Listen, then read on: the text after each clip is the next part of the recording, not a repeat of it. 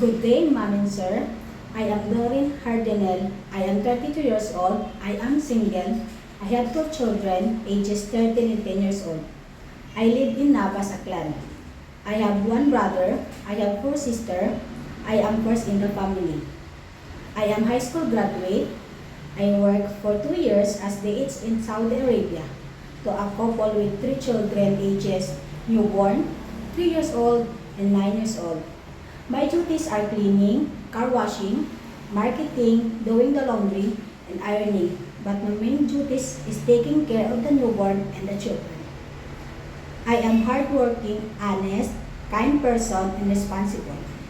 Hello, mom and sir. I hope you will select me as your helper.